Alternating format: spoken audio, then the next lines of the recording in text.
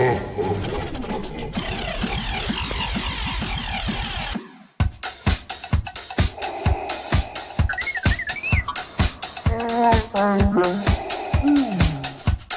Rim News with Austin Gordy, Ray Snedeker, and Ashley Wilbanks. I got a bad feeling about this.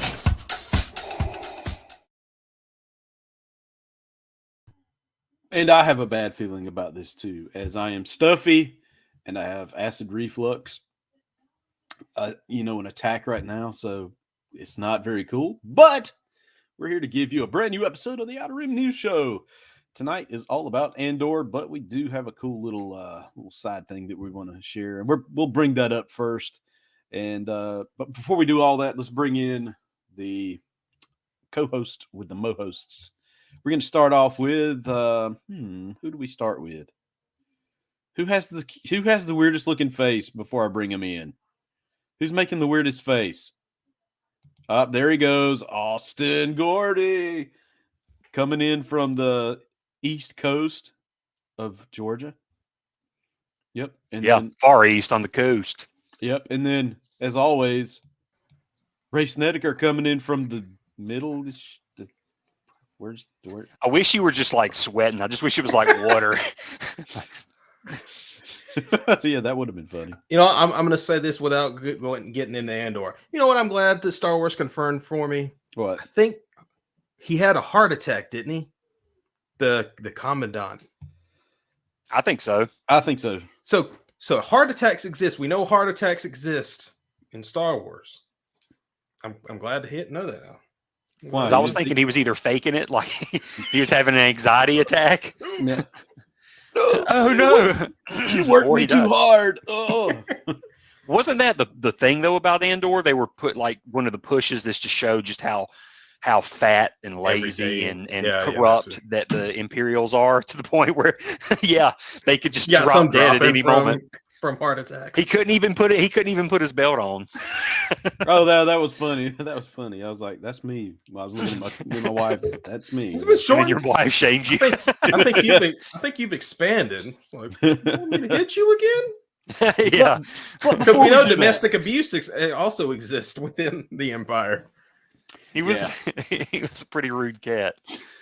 But before we get into that, okay, before we get into the Andors of everything, okay, Ray, I think you sent off for something special not too long ago, and tell us all about your special thing. So, a while back, I've mentioned this on the show before. Hasbro started this little thing, this project, I guess they're testing out, see how well it goes. It's called the Selfie Series. Basically, the idea is you have your face scanned with the app. You have to use the app. You can't do it over your computer. It's got like a little camera system where you turn your head both ways, get a look at your face. They make like a little 3D rendering of your face. I say that generously. So I tried it out, and I did get one that's relevant to the show. I got a Star Wars body because you could pick from a lot of different IPs. You could pick from Marvel, you could pick from Power Rangers, Ghostbusters. I think there was a G.I. Joe maybe, but I ended up going with a Star Wars one, and I went with probably the most cliche one. I chose the Mandalorian body, but anyways, so this is the packaging. I would think probably wouldn't be more people probably getting Jedi or something like that. I would think that would be more cliche than the Mandalorian. Well, see, okay, so they only gave a couple of different bodies you could choose from. So the bodies you can choose from were a Mandalorian, a Stormtrooper, a Rebel pilot.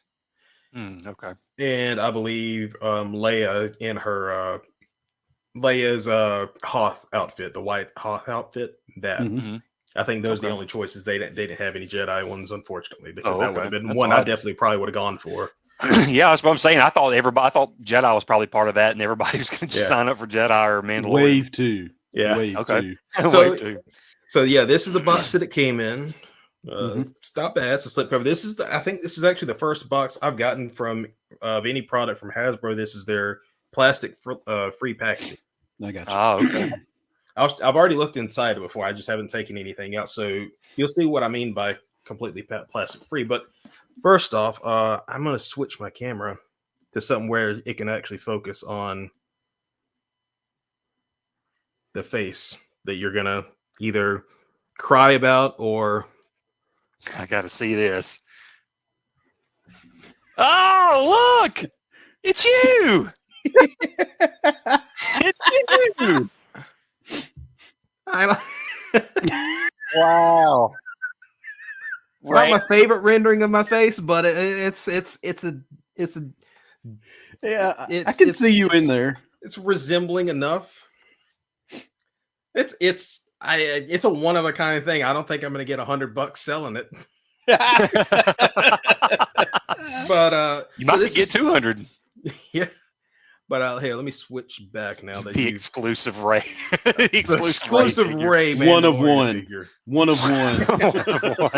You should autograph that box. You need to sign. You need to autograph it, and you need to put one of one. Like you need to number it, autograph it, everything. Stamp it, but get a stamp for it, the official. And I gotta give them credit. Like it is really, when they say plastic free, they're going all the way. Like there's no tape on it. Like all of it's slotted. It's just slotted holding for the box. So good. I can't stand that out. Tape, to be honest. Yeah. Take this out, and I'll slide the box out. And I'll show you. It comes with accessories, and how how everything is held in is still plastic free. Check that out. These are not the little ties holding it in. They're little. It's little paper fabric. Recycled paper fabric. Yeah. And this right here, that's the accessories. Oh, wow. So now they're putting them in paint. Wow. I didn't even think about that. Now, this is actually French fry wrapper. Yeah. Now, this is actually taped, but let's see. Because I have not opened this part yet. Where's the glue? They should have used glue. Yep. Little this adhesive. Comes with, I believe it's just like any other Mandalorian figure I've had. So, comes with jetpack. Ah, yes. The rifle. Yeah. Sweet. So and a trusty blaster. Nice. So sweet. Yeah. It's a cool figure. I don't know where I'm gonna set it. Probably it's just got like to be the center of your display. I would say, or like the center of your Mandalorians. So he doesn't draw attention to himself. I would keep the helmet off, and I'd put him like front and center, like leading the Mandalorians on your shelf or something. That'd be I'm curious if like I have a couple Mandalorian helmets. I'm curious about like seeing if they actually would fit on the head, because most of those helmets are made to fit the specific character heads. Mm-hmm. Yeah. And this doesn't come with one. It's just there's no helmet with this figure, unfortunately. Because I imagine they don't mold helmet. No, side by side. We need side by side. Side by side with what? A Mandalorian figure in your face. Oh, have you already taken him out? I don't. If you're not planning on taking him out, don't take him out. Oh yeah, I'm going to take him. I was going to take him out, but okay. I just didn't want you to ruin your package if you didn't want to take him out. I'm not that. Some people. Well, you know what? Here, we'll just do it like this. Yeah. Is it? It's hard to. I can see. I can see that. That's actually really good there too. It's about as good as I can get for $60. Yeah, $60. Yeah. And that's probably why I'm more okay with it, because I know that price range, especially when you're trying to get a custom figure made with your own face, it's not exactly usually a cheap endeavor. You have to pay, But I wonder how much money they're making off of this, because they already have the body buck for all the figures because they're already been made, right? Yeah. So all you have to do is make the heads. You have to make the head, and I wonder if there's like multiple heads, like for a fatter head or a skinnier head. But then, isn't it like digitally printed? Yeah. So there are parts of it that are like. I've noticed there are different things. Like there are two parts that you actually have to pick. The hair and the hair and your facial hair, because the picture technology can't actually read your facial hair. We can't recognize it. So I had to pick that out. But I'd imagine from the email, it sounds like they do them in batches. I'm guessing the heads printing them. And yeah, this came a lot sooner than I was expecting it to. But yeah, I'm curious about how it's doing sales wise. yeah. So I'm wondering, they probably have about, let's say that's $60. They probably have $2 in the actual figure, maybe $1 in your head. Yeah, because it's just digital printing your face. They already have the mold there. Yeah. I bet you they're making money hand over fist this, to this thing. Oh, I'm sure they are. And this doesn't even come from a distributor. Like, usually like if you ever order something from Hasbro, there's centers, there's distribution areas where they we have one in like I think North Georgia, I think near Atlanta. I think one comes. There's one there. This came straight from Mexico. Nice. When the label was made, like I got the tracking label when they said it shipped out. It was in Mexico. So this came straight from the factory. Interesting. Yeah. Very interesting. Huh. So it's an interesting little thing. I'm not gonna like go out of my way and say like, man, everybody needs to get this. I'd say look at it, decide if you think that's worth it. Especially now because I think the price has gone back to their original 80. I think it probably has by this point. Because this was just a promotional price, I think. The 59. I bet it makes a lot of money. I'm sure it's probably gonna. It's probably a cool help idea. Now. Yeah, it's a novel idea. Getting a figure made with your head. Yeah, I mean, a lot of people love that idea. Yeah. I'm looking to see what the price is, and it doesn't. Wow, it doesn't even tell you the price. Oh no, there it goes. No, it's still $59.99. Oh, okay, good. Yeah. I wonder if they just decided to keep it at that for now to keep people from getting upset. I don't know. What were you saying? What were you going to say, Austin? Oh, I was just going to say, speaking of Hasbro, I just wonder with this move, like with them doing this, if it'll help at all. Because I heard their sales have gone down a lot, right? Like this year, they went down a good bit, or like I guess after the price change, they noticed that it pushed a lot of people away. Well, they just couldn't come to that price point. Not just one price change, but two. Oh, true. They've upped things twice this year. Right. And people are just, I guess they think people are just not comfortable or just kind of scared at really paying those prices for those figures. So I've been thinking about this. Yeah, I know that the stock didn't meet the market's expectations and they were down a lot. Did you just try to mute and cough? I tried to mute and cough, and I just stopped my camera, and it still didn't mute me. So I just was like, But here, let me cut this off. I have to fart really quick. He just muted himself out of existence. Right. But what I'm saying is the collector side of Hasbro. I mean, how big is it? I don't think it's that big of a thing to the overall bottom line of Hasbro. I mean, they sell so many games, they sell so many kids' toys. I mean, they have their own don't they have an animation studio? Or or that E1 or 1E or something like that, where they have the Transformers cartoons and I can't remember the actual title of it. I'm just wondering if the collectors are just a very, very small niche in the overall Hasbro organization, and that they don't really care as much, so they can charge what they want to, right? And but if that's, I would say then if that's the case, then wouldn't it not really affect their bottom line too much? Well, if they lose a lot of sales in that department. Yeah, and that's what I'm saying. Like, it doesn't matter to them about us. It matters about the 2 and 3 year olds selling them the Fisher. No, that's not Fisher Price. That's Mattel. Whatever the kiddie toys are that they have, and the My Little Ponies and all that kind of good stuff. And the Transformers. But even there's a collector side to the Transformers too.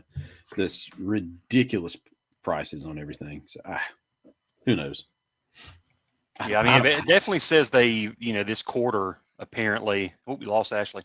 Apparently, this quarter, was very low or something. It was, I guess, because of I guess the demand went down because of the pricing and plus of inflation. They're saying they're going to have high inventory, I guess. Well, I think it's also So, I want to say I could be wrong because I'm not looking at the article, but I think they want to say I saw somewhere that part of the reason they've had issues with pricing and had to raise stuff is kind of aftermath stuff of COVID because supply stuff kind of messed things up. Yeah, but I mean, some of that's fixed. I would think now. I mean, they're over that. You know, it's like, you know, we were talking about it on the last podcast, That Toy Life podcast. Mhm. Yes, we do another podcast show called That Toy Life, where we talk about toys in general and not just Star Wars. But, you know, I showed off that Spider-Man figure that I bought. Well, I just couldn't do it, man. I took it back, $27.99. You know, I was like, you know, I could do more with 20. I could buy a McFarlane figure and something else with that money. You know, and I guarantee you that Walmart will knock this price down within 2 months, and it'll be on clearance. Yeah, because when I went back, none of those $27.99 figures had sold. There's still the Doctor Strange and the two different Spider-Man sitting in that end cap full. It's ridiculous. You know, and you know, it's also weird to gauge what figure is going to be a hot item, as in like very, very hard to get. Like, for instance, one that's been impossible for me to get that I would like to get is Crosshair from the Bad Batch. Him in his regular Bad Batch uniform, the gray and red. That is nearly impossible to find without having to pay some third party seller at exponential amount compared to what it was before. I think last time I looked on Amazon, it was going for around, someone was trying to sell it for around $100-something bucks. Oh, I thought I had him, but no, I have. It's the Imperial version. Oh yeah, I have Tick, whatever. Well, if you're going the Omega New Zealand accent, it's Teak. It looks like I think they're hoping that Black Panther and they've got a Transformers Earth Spark series coming up, so they're going to have toys for that and everything. So I think they're hoping that that'll kind of boost the sales. It'll bring it back up. You know, I don't know. I mean, it's tough with the Transformer stuff. You know, I mean, you're trying to reach that kiddie group there, and if it doesn't hit right, and where's that going to be shown? Where's that cartoon going to be? Netflix, I would assume, or something like that. Wasn't that where Prime and all that was shown? Isn't that where all the Transformers cartoons are going? Yeah, but I mean, it hadn't helped He-Man, I don't think. So me and my best friend, we walk every morning 5 o'clock on the weekdays. He brought his kid. You know, he brings his kid with him sometimes, and Evan is in 3rd grade, something like that, third grade. And I'm just playing around talking about He-Man and stuff, and he's like, "Who is that? Who is He-Man?" And I'm like, "What?" And you have Netflix, and you know it's got 3 seasons of this show, and not only that, you have the Kevin Smith show. It's like, and dude don't even know who He-Man is. So are all the Masters of the Universe on Netflix? Not the old one, but the new. Just the new Kevin Smith one, right? No, the new Kevin Smith, and then there's a kiddier version He-Man, like they reimagined He-Man for this generation. Toddlers, or something. Not toddlers, but you know, for his age range, he doesn't know anything about it. His main interests are Pokemon, Fortnite, and Minecraft. Roblox. Yeah. And speaking of Fortnite, then you know Hasbro has a deal with Fortnite for like action figures and stuff. So that they were smart to go. You know, they are smart to try to go after what is popular. You know, trying to keep the pulse on what's popular with kids. But it's that again with those Fortnite figures are from what I've seen, are the collector's market Fortnite figures. Oh yeah. You know, they're in the same vein as the Black Series and Marvel Legends and all that kind of good stuff. Yeah. Now you got Jazzwares, I think it's Jazzwares, who makes smaller versions and bigger versions that are more aimed at that Fortnite age range. Yeah, because my niece, I think she might still be into it, but she was in Fortnite really big, and I did get her a couple things for Fortnite that were Hasbro's things, but they were not action figures. They were the Role play.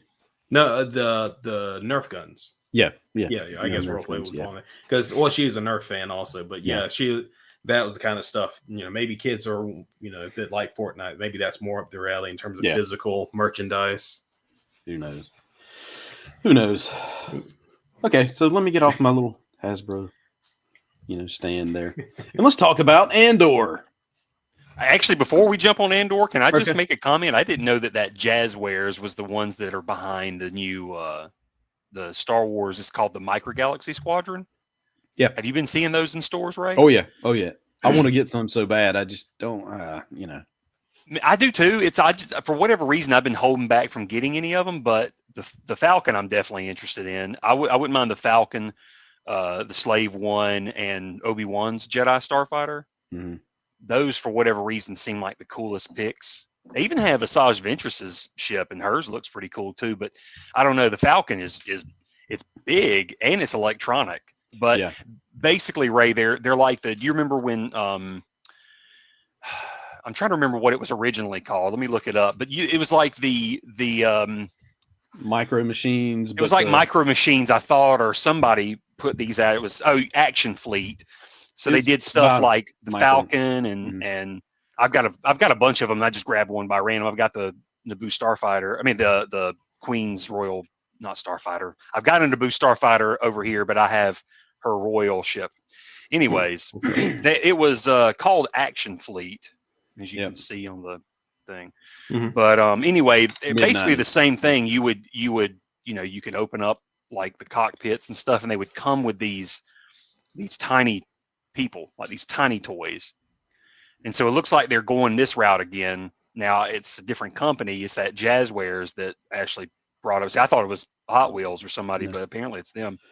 But the cool thing they're pretty cool. But the cool thing about this time around with Jazzwares is they're all in scale. So like that's true. The Millennium Falcon's huge. Yeah, because see, I've got. Go ahead. You can keep going. No, I was saying, and they deliberately did that to make everything in scale. So the little figures are T90, and they fit in the, cockpit just right. So you got 4 people that can fit in the cockpit of the Millennium Falcon. Mm-hmm. Like, see, this was the original Action Fleet Falcon. Yeah. And I mean, it was kind of scale, but not really. Because look, I mean, the cockpit, when you open it up, it only held one person. It was just a one-seater. Yeah. So it's not exactly scale. So yeah, you're right. Actually, the other one's is going to be awesome in scale. One really cool feature on the Falcon is that the ramp comes down. That's one. I don't know why. I'm just super excited about that. And also, they have little blind boxes too. So for like $7.95, and they come with like smaller vehicles, like a speeder bike, or something like that. That's cool. That's pretty cool as well. Yeah, I always dug this line. I'm glad they're kind of going back to this again because when these came out before, they were great because I remember my cousin. See, I didn't get many of them. He grabbed a bunch of them, and I just never got around to buying them because we would play with them together. So it was almost like his stuff was my stuff. But we would play. We had X-wing fighters. We had the snow speeder, Walker. Wow. A four-legged Walker. I'm trying to remember what else we had. And then he bought like his parents got him the big Hoth set. Oh, and like folded out. Like yes, I had folded out, and it had like a wall, had the gun and everything. It was and really it had cool. It had a damaged snow speeder with it too. I think so. The snow speeder crashed. That's right. Yep. It has it was the Luke Skywalker crashed. I think like the one he was supposed to have crashed in, but because the things were that was the one he left Dak in. Poor Dak. just left Dak. I gotta get out of here. Yeah, Dak was dead. Pancake Dak. Oh, and they even had like the droid set, so you could buy like the extra packs, and it had like 10 or 12 different droids in it. There was like a Tatooine set, so it had all the droids that you saw on Tatooine. You remember that? Vaguely. Yeah. So there was a lot of cool stuff. All right, so Andor. Let's get into Andor. I don't think we've talked about any episode yet, have we? Because I finally got caught up. Have we talked? We vaguely. We talked about the first but... episode because that was the only one I'd watched. In the previous episodes, and we discussed it. But this is the first time since I've actually gotten caught up with with all of y'all in the newest episode. What in the world? Well, it seems like we have some comments here. Let's read some of the comments. Hot girls here. Girls18.online. Seems like we have some spammers. Yeah, you should ask them. Just ask, like, hey, what's your favorite Star Wars? So while I'm talking to the spammers, so what's your first initial reaction to episodes 1 through what are we up to, 7 now? Yeah, so there's only 2 episodes left, so we're up to 1 through 7. So what first your hot take on it? Mine? Yeah. Go ahead, Ray. What's your hot take? I will say Niamos, the planet in episode 7. You know what I'm talking about? The episode that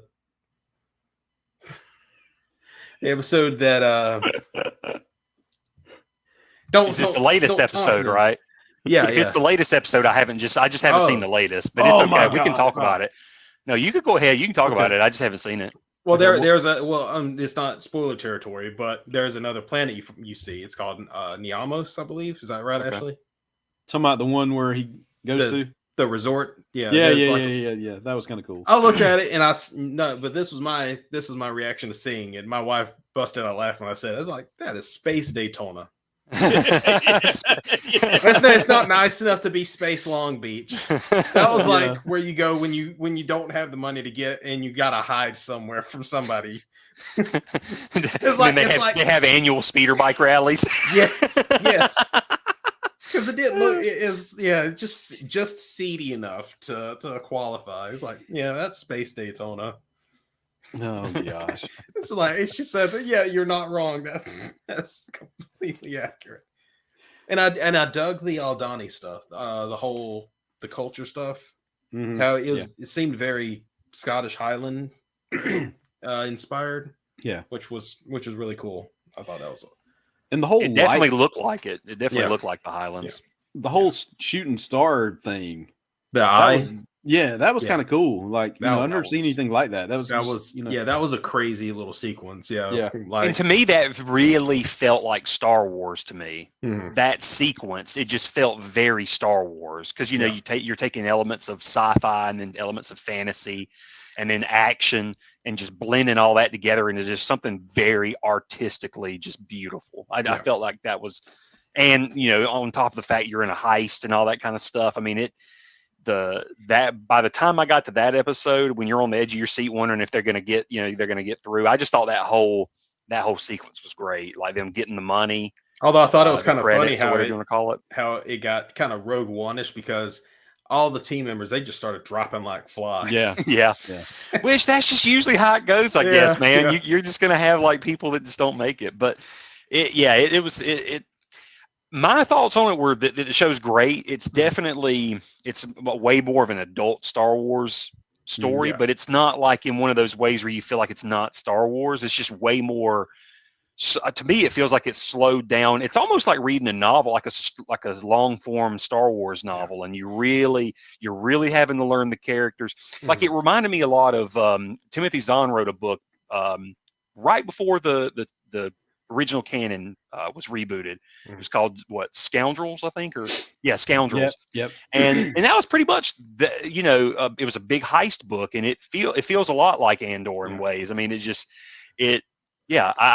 just really dig how they take their time and you go through not only like Andor's story and kind of showing. I mean, you see I like how they build the core of who he is by the time we get to Rogue One. He's going to do what he's got to do. Yeah. I do like that his personality is very inverse from who he is by the time Rogue One is happening. He's very much out for himself and he's out for survival. He's not willing to sacrifice himself for some greater cause because for him at this point, with everything he's already seen the Empire do. Those causes out there, the rebels and stuff, those are just, those are those are just things you get killed over. That's it. Right. Nothing more to them because they aren't going to work in his but eyes. With this though, especially in the episode 6, I think whenever he had to shoot, I can't remember the guy's name. Microchip. He had to kill him because the guy was going to take the ship and take the money and everything and leave him. Or when he was going to leave him, I don't think he was going to kill anybody, but I mean he was basically leaving him for dead.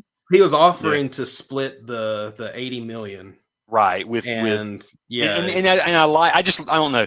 That felt like that first turn towards like, okay, I mean, just like with the catalyst for the whole start of the show, it's sort of like a kickoff as to, okay, this is kind of, we see him build off of this, but I really dig that. But like I said, it's really slow. I know people probably have complained about like, oh, it's just there's not a lot happening, and well, I like the build up, and then it feels earned. Mm-hmm. By episode 6, that heist was pretty intense, and it was. I felt great about it, but I also like that you follow the Imperials. That's one thing I love about Andor is that you really get to follow like the dirt of in the grunts. And the grunts, but you also get the like I like when they focus on the fat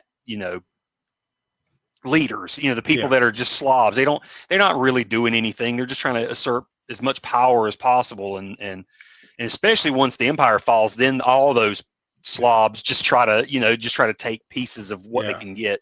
Well, so I like that they show that it's not a perfect army that the Empire that the Emperor's built. I mean, he's got a lot of dead weight in there, I think. Well, I like that they were very much the personification of Andor's line. I think it was was it the second episode when he meets Luthen, or was it episode 3?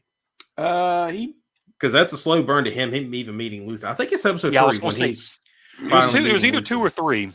Because it might have been 2. Because I think part of the escape from no. The end of episode 2 was him going to the meeting. It ended with him going to the meeting. So episode 3 was the whole big shebang where. Okay. So So when he was having that conversation, he did ask him, Cassian did say, they're so fat and proud of themselves, Mm-hmm. Basically, they're so lazy and complacent, so sure of where they are, who they are and where they are, that they don't realize when you just take something out from under them. But they're starting to. Well, that was another thing. I was gonna. Well, unless you can add something. Well, I mean, I don't want to go into spoiler territory for episode 7, just because Austin hadn't seen episode 7, and it's hard to. Some of the stuff we're saying is like, oh, wait till episode 7, Yeah. Right. And I to me, I'm wondering how far we're gonna get with the story, because I know Lucasfilm has said this is a 3-season. I thought it was just 2. No, I thought they said 3. I could have swore it was 2. Like, I think season 1 is going to have a time jump, and then season 2 is going to mainly take place closer to the time of Rogue One. Unless something changed, but if it's all I've ever heard was 2 seasons worth of stories. Well, at the beginning they said 5, mm-hmm. and then they changed. I thought they changed it to 3. Yeah, a second 12-episode season is in development, which will conclude the series and lead into the events of Rogue One. Yeah. Oh, really? So it's just 2 seasons? Yeah. So I wonder if we're going to get K2SO then before the season. Oh, I imagine. Before the end of the season. We've seen the K. Oh yeah. Blah, blah, blah, blah, blah. My assumption was that the way they always approached it, I just assumed that we probably wouldn't see K2SO until like the second season or something like that. Yeah. Wouldn't if there's a time jump, I guess it makes sense that you would see K2SO in the second season or something like that. I mean, definitely have to see him before Rogue One, leading up to Rogue One. Something that's bugged me though is that one line in Rogue One where Cassie's talking to Jen and talking about, he says, I've been in this fight since I was 6 years old. I think mainly he means it more as in, I don't know, like fighting to survive, fighting these people above you to stay alive. Yeah. Because I mean in that sense he has been. Yeah. I mean, we do learn some things in episode 7, but I mean, as of right now, he's not pro rebellion. No. He's out for money, right? To get to get his and do whatever he needs to do. And but he is honorable in it, because as we saw in episode 6, he had a chance to just take what, like 40 million credits worth, and he could have just ran off. But all he demanded when he came in, put the gun on Val and told her what happened. He said, "I just want what I was promised," which was 200,000, I believe, and he left. Yeah. Was it that much? That's what Luthen promised him, 200,000. Yeah. Okay. Yeah, for the payment. So yeah, he and of course somebody had to drop. Somebody had to knock over some money during the heist. I was like, really, really, like somebody turned over a daggum thing, and I'm like, oh, all that money. Was it the guy who had the heart attack? No, it was. I think someone just tripped running. Yeah, I think somebody. Yeah, I was going to say somebody. I think tripped, trying to hurry up and get that last little bit into the, and they turned it over. I was just like, oh. Yeah, one thing I've noticed about this show, and like I know people like get hyperbolic all the time on online comments and stuff. Say like, this is the best thing ever made. Like, and they'll say like Obi-Wan's garbage or something like that. This finally they made something good. So what I'm going to say is like not in any way a comparison to any of the other shows, because I've enjoyed those, Yep. So it's a very different beast, and I appreciate that it's a different beast. Yeah. Not to say that it's better than anything before. I just appreciate the new idea that it's going with, which is nuance. Yeah. That's what I really liked, was you see the small things, like when Cyril he gets sacked for that screw up in episode 3. He gets sent home. We see him like having breakfast. You see what breakfast is like every day. You see these, and you see what the Imperials are like when they're doing these meetings, and how they're kind of constantly throwing each other under the bus. Looking for the weakest link constantly, and who can be the one to to I guess step on. Yeah, but.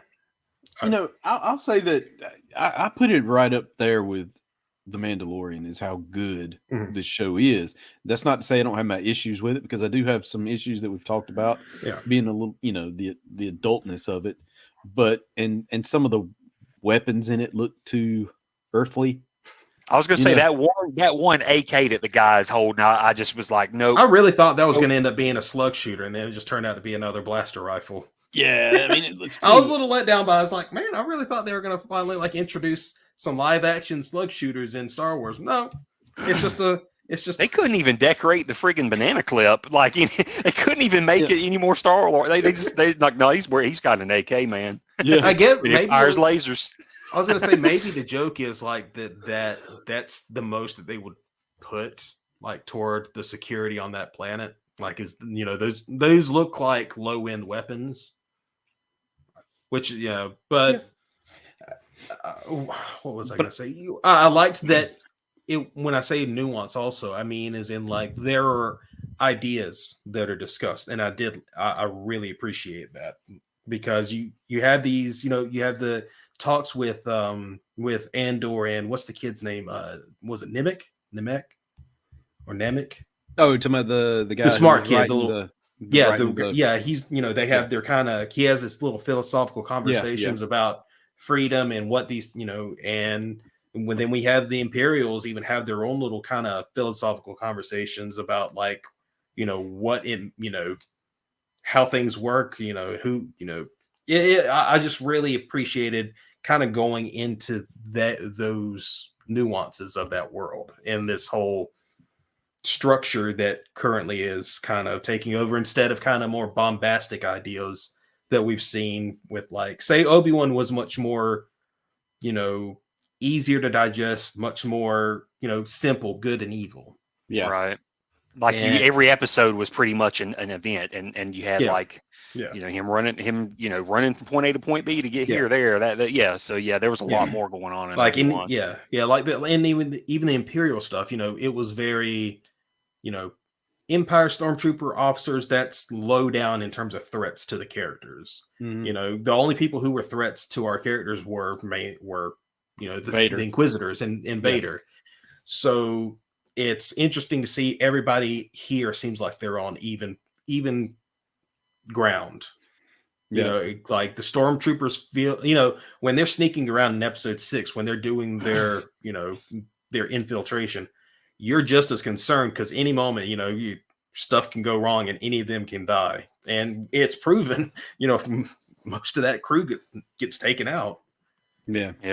So. Another thing to mention, and I don't know how I feel about it, because in a way it's just kind of weird. I'm struggling with trying to come to grips with it, but watching Mon Mothma's home life is just kind of odd because I never imagined her with a husband and child that.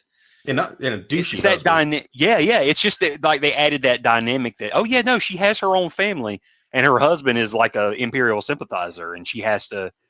I mean, I wouldn't even say sympathizer. I'd say an Imperial brown noser. Yeah, but I'm just saying it's like, and I get why that's there, because that's kind of a real life kind of threat. You people don't think about that kind of stuff that happens every day. I mean, I think that to me it felt like the closest.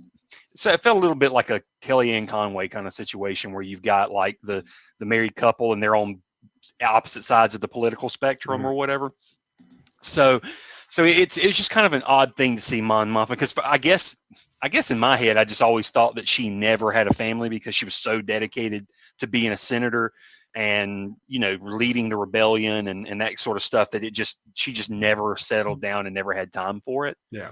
So that's kind of odd. I wonder how they're going to play that. I wonder, like, does she lose her family? Do they die? Does the husband just take the child away, and deem her crazy? She's a terrorist. Your mommy's a terrorist. I'm sorry. We got to keep her away. I think you start to see, if you haven't watched 7 yet, you start to see how some of this is going to start playing out. I think you start down the track of this, because I think too, since we first saw him, that something's up with her husband. Yeah. Right? Obviously he's just too weird. Right. Yeah. And it just kind of it scares me in a way, because I just know, because you're familiar with Mon Mothma, you know what she becomes. So it's like, this guy is not, he's not subscribing to the same stuff. Like, something's not in flow here. So what's she gonna do?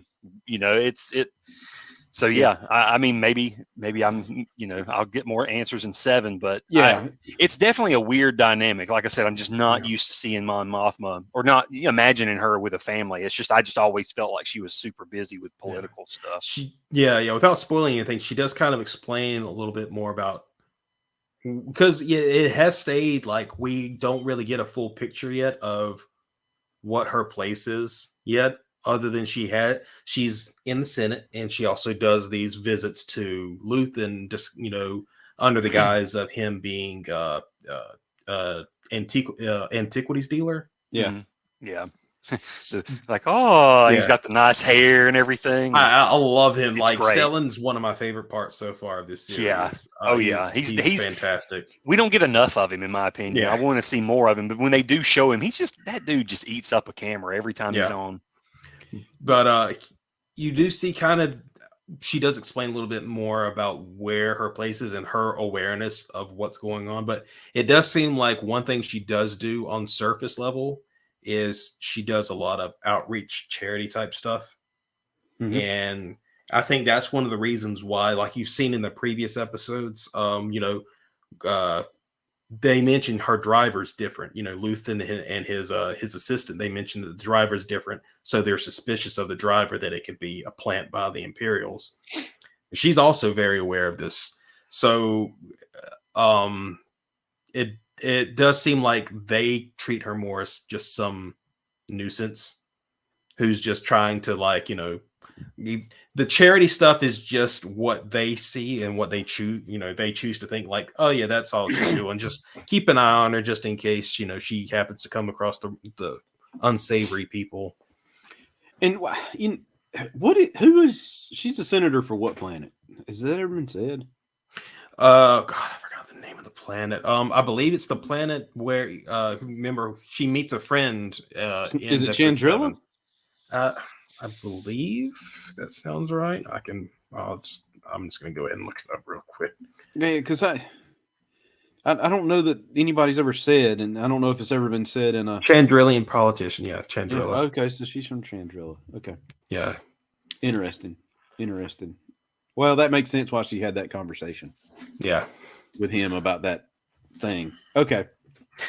Well, yeah, it's hard to talk in code when Austin hasn't seen the 7th episode. I told you could spoil it. I mean, it wasn't going to kill me. God, I can't believe they killed Cassian in that episode. The funny, one thing. And they put him in a Bacta tank? Is that what it did? It's all about the Bacta.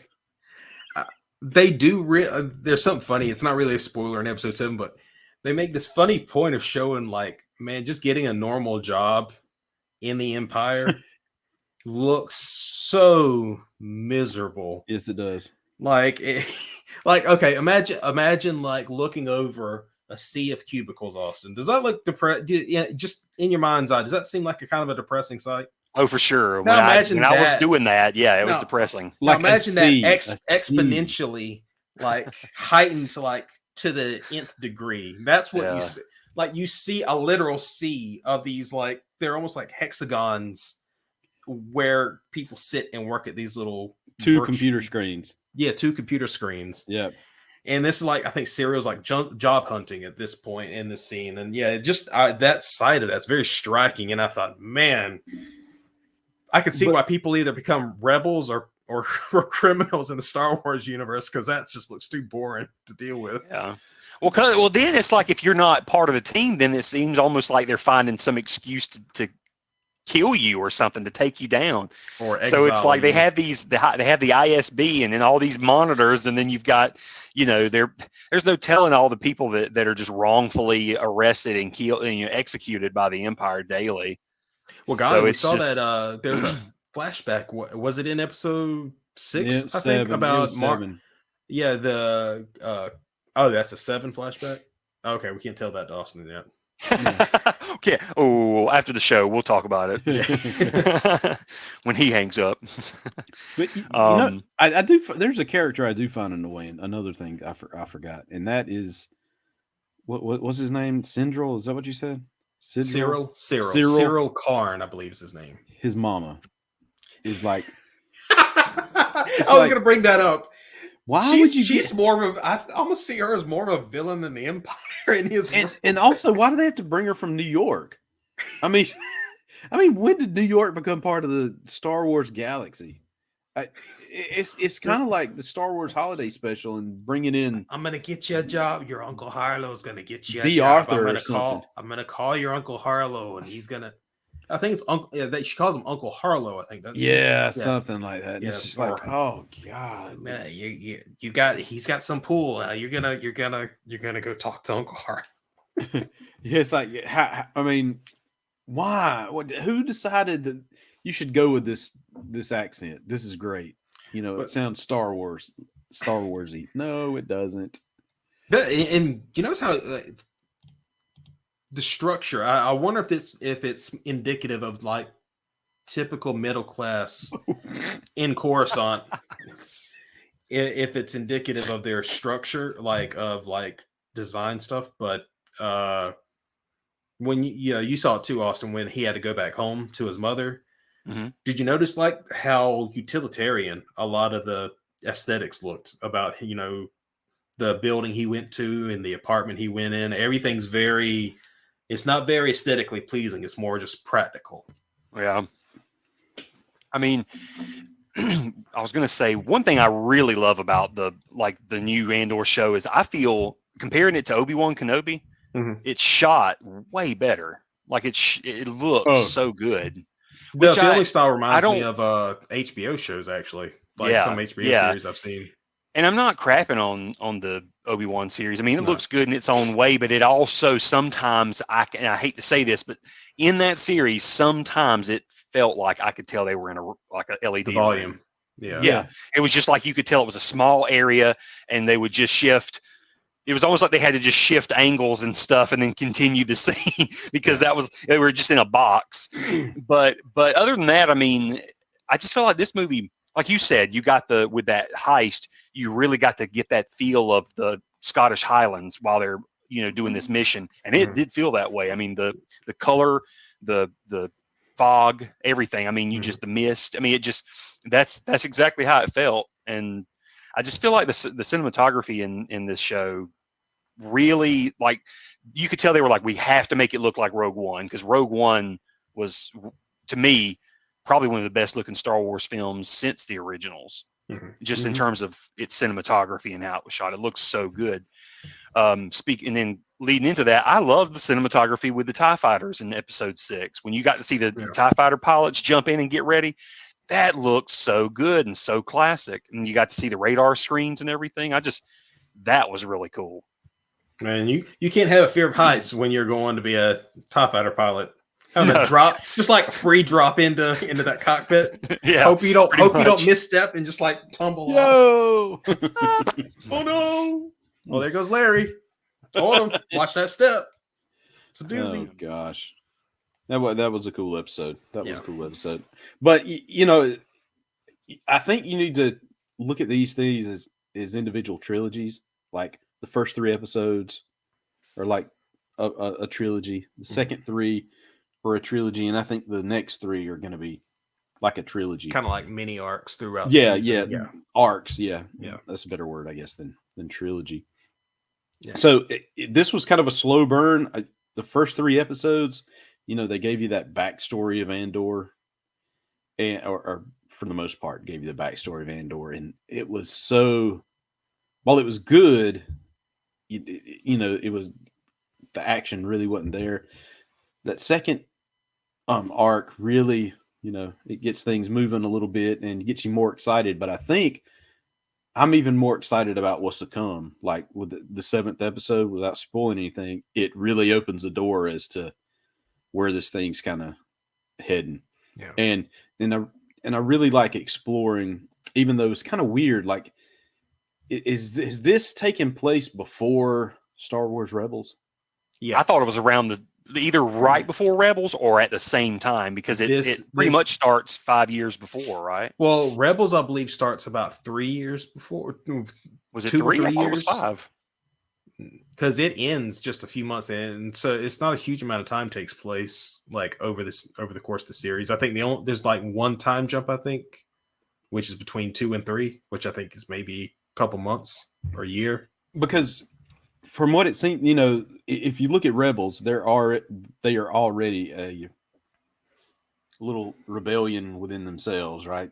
Striking against the Empire, doing their own thing. Mm-hmm. And Hera is already talking to somebody else, or talking to Ahsoka, who's the leader of the larger Fulcrum. Yeah, that could be. Yeah, I wonder when maybe we'll get a Fulcrum mention at some point. So I'm wondering if this is like, if we're really seeing the real start of the rebellion right here with, what was his name? Luthen. Mm-hmm. Like him, Mon Mothma, the beginning of, or the actual beginning of the rebellion, or the I guess the true rebellion, because they've already mentioned the name before. Like, I think they've mentioned a couple different names, like the Alliance. I think someone mentioned the Alliance, didn't they? Did somebody mention the Rebel Alliance? I've heard someone say Rebellion. I don't know. Maybe they were Rebel. I could be wrong. I don't know. I'm just getting my timelines mixed up here. Like who's first? Like when's the true? This is the I believe the show, at least at this point, is taking place currently before Rebels. Okay, I believe. Well, that makes sense. Just to confirm, Rebels is 5 years before Battle of Yavin. Okay, so it starts. Yeah, so it's around the same time. Mm-hmm. Yeah. There probably wouldn't be I would doubt that there would be much crossover, just because they did, at least at the start, for the whole first season of Rebels was very localized around Lothal. Right. It's localized around Lothal, and also just like that particular, I felt like it was just a fraction of the rebellion. Like there's more out there. They were just kind of on that focus. Yeah.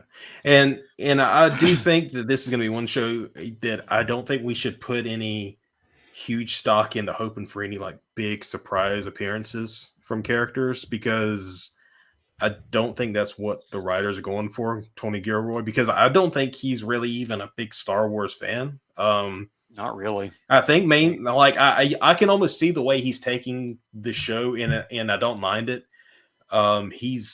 You can see the writing in the show is they're writing it as a show as it is, like about these ideas or these characters, and then they dress it up with the Star Wars terms and the names around that idea, because it's very much, a guy joins a rebellion and he's a thief, he's out for himself. It's not about, it's not getting into the Force and mystical stuff like that. I think the closest we've had anything mention of the Force was Vel mentioning the mystics and the kyber crystal. And the kyber crystal, yeah. Luthen's kyber crystal. Yeah. No, okay. So I found something here. It says Andor takes place 5 years before the Battle of Yavin. Okay. Rebels takes place approximately 5 years before the Battle of Yavin. So, but it says between 5 BBY and 0 BBY. Yeah. So there's room for I think, to slide Rebels back. I mean, forward a little bit, and have Andor be the true start of the rebellion. Yeah, because you got to think too, Rebels, once they meet up, because there is a time jump, I think, or something. I'm trying to remember when that time jump was, but I feel like there was a time jump before they get to Yavin, to the base with all the other rebels and stuff like that. So that obviously there's a lot more to the story, that we didn't, that we're not. And you also have Saul Guerrero over here doing his own thing, right? That's why I've been wondering if the rebellion's kind of already existing, but not in the form that we see it in the movies. Yeah, it's not. So it's almost like it's kind of like this fragmented, but groups that have not actually coalesced into one yet. But obviously, they probably don't even have X-wings and stuff quite yet. Oh no, I think also that's what they're raising money for. I think is the money thing, and there's also. I would not be surprised if they could also probably mention the show, because I know Saul's going to be showing up, but it could also be that factions are having a hard time working together because of differences in idealism. Like Saul's gone so far as to he becomes a terrorist. He's willing to kill innocent people to get his way. And Mon Mothma won't do that. Luthen is no. Luthen, you find out Luthen is around that area where Saw is, where he is willing, because I think you see a glimpse of in just Stellan's acting in episode 7 where he's seen some stuff, I think, and he's just no, I'm not. You can't back down from this. You can't let morals get in your way, or it's not going to work. Yeah. Well, one thing that I'll say that the Empire, how they react, you haven't seen that yet. So if Saul Guerrero was out there doing his thing, the Empire hadn't reacted to it like they do with the stealing of this money. Yeah, and I think that comes. I think that probably comes back to that idea of I hate to do this because it can be such a cliche statement, but if you go back to the Dark Knight, movie. The Joker mentions to Harvey Dent, the idea of expected bad things that happen. Like, say, he mentions the truck full of soldiers gets blown up in war. Nobody bats an eye because that's expected. You expect those kind of bad things to happen. But, school bus blows up, everybody flips out. I almost think it kind of applies to this in that they expect domestic terrorist things to happen. Like Saul probably just goes around blowing up Imperial stuff. Whereas okay, that's expected because they're terrorists. But you have someone break into our vault and take 80 million credits. Yeah, that's not out of the ordinary. We're going to freak out now. Yeah. And not only that, they walked in and took those credits. I mean, they so it's going to have major repercussions. Yeah. That would be cool if that's where that money goes to, is next thing we know, they're just look at all our X-Wings and all our Y-Wings. No, the story first is just look at all these Y-Wings we got. And they're oh no, we're going to die. It would be cool if we saw, what's the name of the company that makes the X-Wing? Oh God. You're talking about the corporation. Incom is who used to do it. Yeah. I was want to say InGen, but I know that's Jurassic Park. That's Jurassic Park. Yeah. Yeah. I was going to say Incom was the one that was originally, but I felt like there was another. So that seems like something that could fall into an appearance, like something that's not big, But if you're in the know and it falls into something that they would probably want to include in the aesthetic is just, let's get the right name for the company of whoever owns the X-Wings. Yeah. If they have if they have a dealer come forward and they have to deal with to see if they can purchase them. Yeah. To me, though, it seems like they'll be buying these secondhand. Yeah, that's true. You know, I mean, if you just look at the state of the Rebel Alliance in the first trilogy, and you look at their stuff, and it's like, okay, everything's broken down. Yeah, you got these from, Well, I remember always like being fascinated by the Y-wings because they look almost skeletal because of how the back engines and they kind of connect it in the Clone Wars, I believe, because you see like precursor models of the Y-wing that are filled in, in those skeletal areas. So I dig that continuity and also kind of showing the desperate nature of how the rebellion is functioning. Yep. So, all righty. Well, I think that's going to do it for this episode. Any final thoughts before we say peace out? I want a Cheer It show. Don't go to Niamos because it's Space Daytona. Space Daytona. Stay away from Space Daytona. and I'll say, get ready for Star Wars Tales of the Jedi next week. Yes. That's coming out. Yep. That starts next week. We're gonna have 2 Star Wars shows at the same time. From Disney Plus. Someone's gonna. So that means in 6 weeks, Austin will start watching it, and Ray too. Maybe even 7. Maybe even 7. I don't know. Keep that attitude. I'm feeling frisky. All right, folks, that's going to do it for this episode of Outer Rim News. See you in 2 weeks. Later days.